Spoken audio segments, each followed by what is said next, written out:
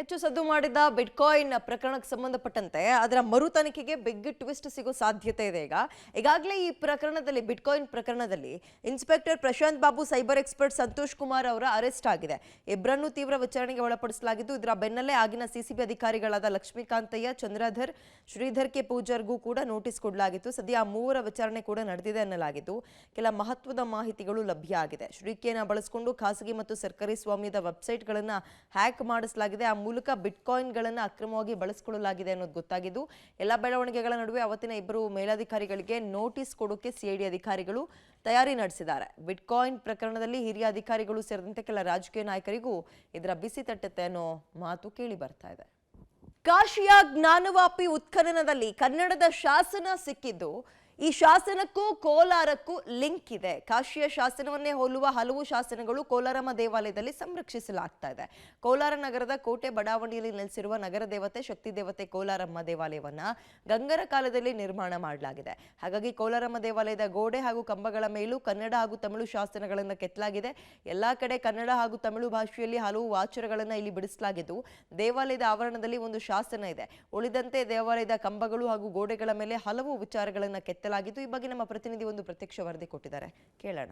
ಕಾಶಿಯಲ್ಲಿ ಸಿಕ್ಕಿರುವ ಕನ್ನಡ ಶಾಸನಕ್ಕೂ ಕೋಲಾರದಕ್ಕೂ ನಂಟಿದೆ ಅನ್ನೋ ಅಂಶಗಳು ಸದ್ಯಕ್ಕೆ ತಿಳಿದು ಬರ್ತಾ ಇರ್ತಕ್ಕಂಥದ್ದು. ನಾವು ಇವತ್ತು ಕೋಲಾರಮ್ಮ ದೇವಾಲಯದ ಆವರಣದಲ್ಲಿದ್ದೇವೆ. ಇಲ್ಲಿ ನೋಡೋದಾದರೆ ಸಾಕಷ್ಟು ಶಾಸನಗಳು ಇಲ್ಲಿ ಕನ್ನಡದಲ್ಲಿ ಅಂದೇ ನಿರ್ಮಾಣ ಆಗಿರ್ತಕ್ಕಂಥದ್ದು. ಅಂದರೆ ಸುಮಾರು 1000 ವರ್ಷಗಳ ಹಿಂದೆ ಒಂದು ಶಾಸನಗಳನ್ನು ಕನ್ನಡದಲ್ಲಿ ಕೆತ್ತನೆ ಮಾಡಿರ್ತಕ್ಕಂಥದ್ದು. ನಾವು ಈಗ ಕೋಲಾರಮ್ಮ ದೇವಾಲಯ ಆವರಣದಲ್ಲಿರುವಂಥ ಒಂದು ಹಳೆಯ ಶಾಸನದಲ್ಲಿ ನೋಡೋದಾದರೆ ಕನ್ನಡದಲ್ಲಿ ಸಾಕಷ್ಟು ವಿಚಾರಗಳನ್ನು ಇಲ್ಲಿ ಬರೆದಿರ್ತಕ್ಕಂಥದ್ದು.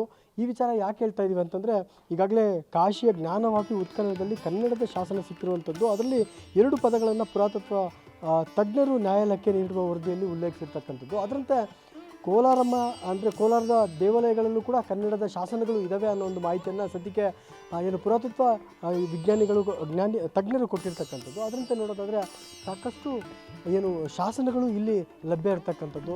ಅದರಲ್ಲೂ ಕನ್ನಡ ಮತ್ತು ತಮಿಳು 2 ಭಾಷೆಗಳಲ್ಲಿ ಇಲ್ಲಿ ಸಾಕಷ್ಟು ಶಾಸನಗಳನ್ನು ನಾವು ನೋಡ್ಬೋದಾಗಿದೆ. ಇನ್ನು ಪ್ರತಿ ಗೋಡೆ ಮೇಲೂ ಕೂಡ ಏನು ಶಾಸನಗಳ ರೀತಿಯಲ್ಲಿ ಕನ್ನಡದಲ್ಲಿ ಜೊತೆಗೆ ತಮಿಳಿನಲ್ಲಿ ಬರೆದಿರುವಂಥ ಪದಗಳು ಇಲ್ಲಿ ಸಾಕಷ್ಟು ಇರ್ತಕ್ಕಂಥದ್ದು.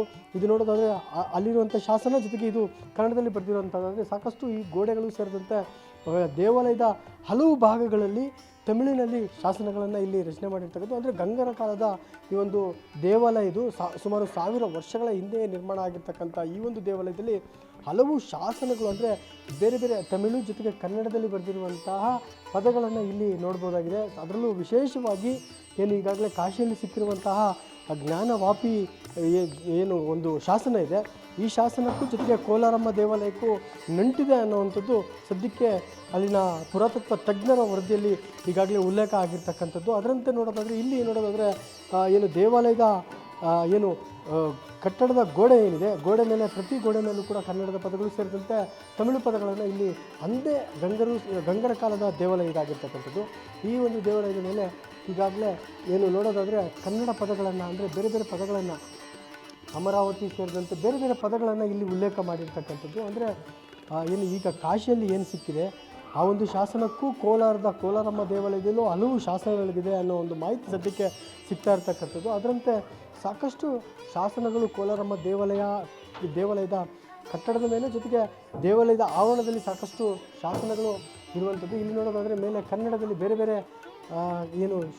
ಬೇರೆ ಪದಗಳನ್ನು ಇಲ್ಲಿ ಮಾಡಿರ್ತಕ್ಕಂಥದ್ದು. ಅಂದರೆ ಇದು ಪುರಾತತ್ವ ತಜ್ಞರಿಗೆ ಮಾತ್ರ ಅರ್ಥ ಆಗುವ ಪದಗಳು ಇದಾಗಿರ್ತಕ್ಕಂಥದ್ದು. ಅಂದರೆ ಕನ್ನಡ ಜೊತೆಗೆ ತಮಿಳು ಪದಗಳನ್ನು ಇಲ್ಲಿ ಅಂದರೆ ಗಂಗರು ಸುಮಾರು 1000 ವರ್ಷಗಳ ಹಿಂದೆ ಇಲ್ಲಿ ಕೆತ್ತನೆ ಮಾಡಿರ್ತಕ್ಕಂಥದ್ದು.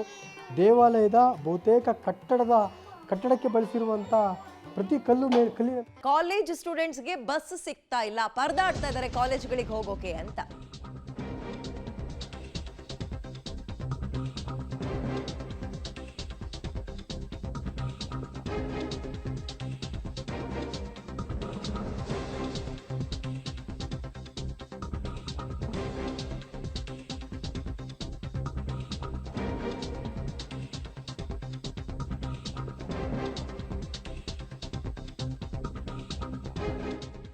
ಸ್ಕೂಲ್ ಕಾಲೇಜ್ ಮಕ್ಕಳಿಗೆ ಅಷ್ಟೆಲ್ಲ ಕೆಲವೊಂದು ಎಕ್ಸಾಮ್ಸ್ ಇದೆ ಇವತ್ತು. ಆ ಎಕ್ಸಾಮ್ ಬರೆಯೋಕೆ ಹೋಗುವಂತಹ ಪರೀಕ್ಷಾರ್ಥಿಗಳು ಕೂಡ ಬಸ್ ಸಿಗದೆ ಪರದಾಡ್ತಾ ಇದ್ದಾರೆ. CR DR ನೇಮಕಾತಿ ಪರೀಕ್ಷೆಯನ್ನ ಪರೀಕ್ಷಾರ್ಥಿಗಳು ಇವತ್ತು ಬರಿಬೇಕು. ಆದರೆ ಎಕ್ಸಾಮ್ ಸೆಂಟರ್ಗೆ ಹೋಗೋಕೆ ಬಸ್ಗಳು ಸಿಗ್ತಾ ಇಲ್ಲ.